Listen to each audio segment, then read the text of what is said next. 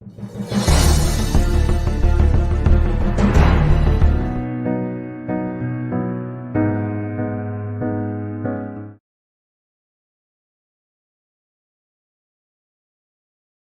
Brian Entin has been following this case, and he is on the ground in Tennessee for us tonight. Brian, there is so much interest on Summer's disappearance. For the last 5 months, it has created a lot of chatter and also a lot of rumors on social media.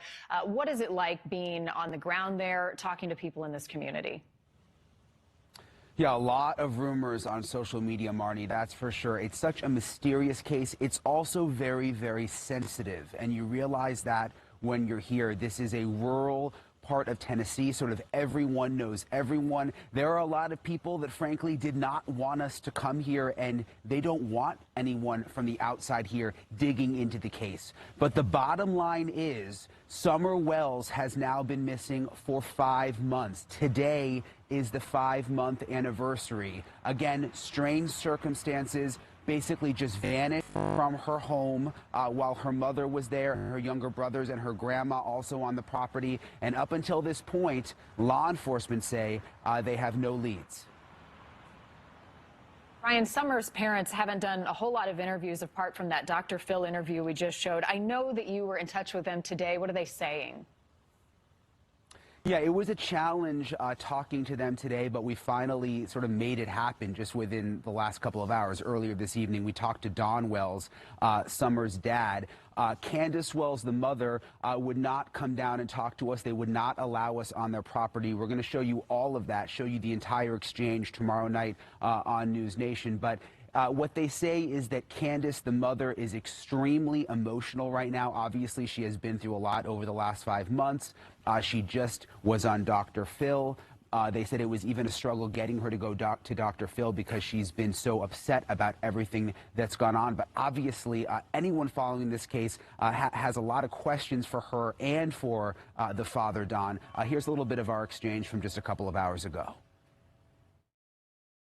Is it possible that something happened to Summer that Candace knows about that's not her fault, but she is just nervous now and feeling bad about it? Well, no, because she knows better. She would know to go directly to law enforcement. An accident's one thing. She would never do something like that. She knows better than that. I know it happens.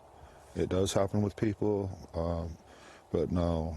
She would go directly to law enforcement. She'd call an ambulance right away, number one, you know, do anything. She would freak out. I mean, could she have gotten herself into a situation where it wasn't her fault, but... No. You know what I mean? No.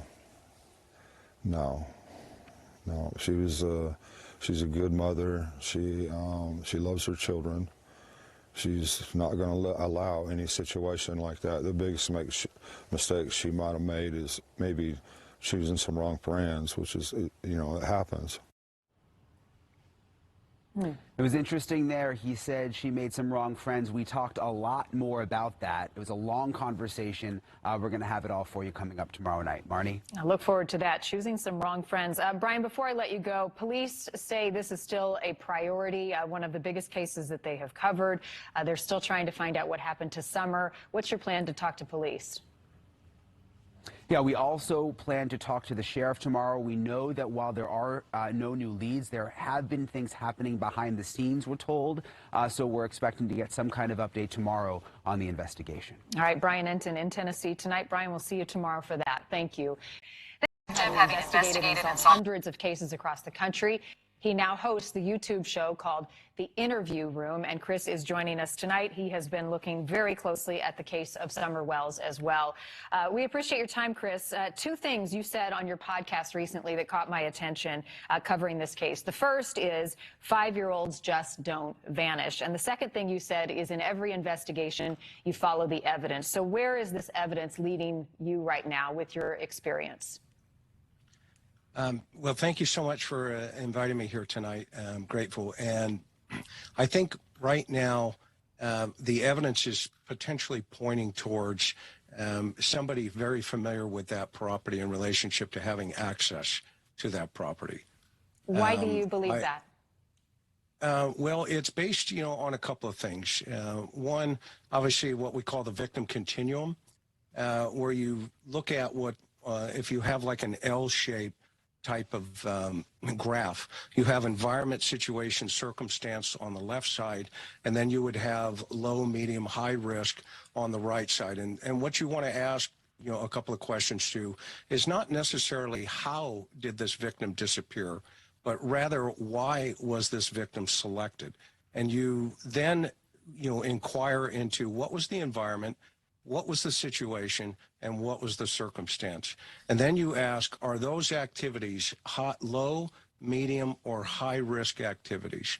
In Summer's case, everything stays on the lower end of that victim continuum. So there's a high probability that this child was a targeted victim, and rather than a higher probability of a victim of opportunity. So somebody had to have access to that property to take this child immediately.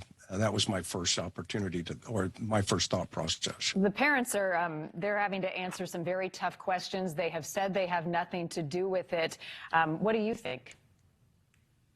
Well, I think, both of those parents have been interviewed numerous times. I think both parents are obviously innocent till proven guilty, like everybody else. But at the same time, the stranger abduction theory has been driven primarily by the parents, whereas law enforcement, even 5 months into this, has not said at this stage it's an abduction.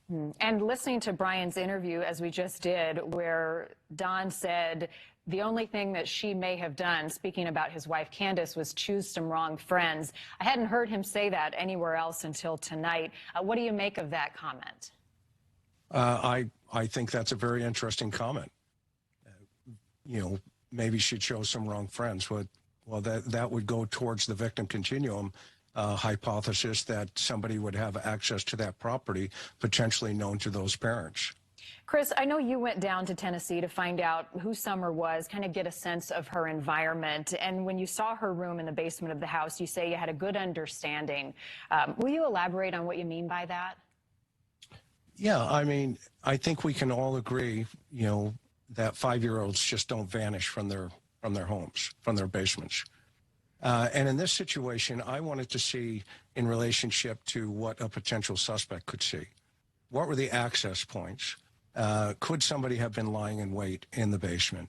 What was her living environment? What was her circumstances around her? And, then, of course, I wanted to see what the door mechanisms were, the points of entry, the points of exit. Could you see into that basement? Would a suspect know she was going to be in that basement? So I came to a better understanding of seeing the environment as a whole.